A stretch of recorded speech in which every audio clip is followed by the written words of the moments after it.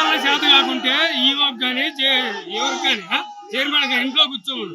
కనీసం ఒక్క పొద్దు దీక్షలతో మాలధరణ తీసుకుని వస్తే కనీసం 11 గంటలకు కూర్చున్నాము రాత్రి. ఇప్పుడు మళ్ళా 11 అవుతుంది.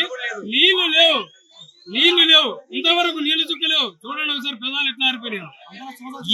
ఎందుకు స్వామి? ఇప్పుడు మేము 41 రోజు ఖచ్చితంగా నడిచి వచ్చి వాహనాలు అంత శ్రమ ఖర్చు అంతా పెట్టుకొని వస్తే మీరు సింపుల్ గా ఇక్కడ మా స్వామిని మాకు దర్శించుకునేదానికి ఎప్పుడెప్పుడు 1000 మందిని ఒకసారి పంపి రాత్రి 11 నుంచి ఇప్పటి వరకు ఇంతవరకు పంపించకుండా జనాలను ఇట్లా ఆపితే ఎందుకు పెరగా స్వామి క్రౌడ్?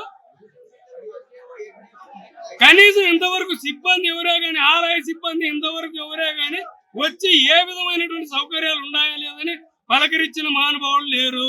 ఇంకా ఆడ సెట్లు అవి ఉన్నాయే దాంట్లో సిబ్బంది శివస్వాములపై దాడికి దిగుతాండ్రు. ఇది ఈవో గారు చాలా తీవ్రంగా దీన్ని పరిగణిస్తాం.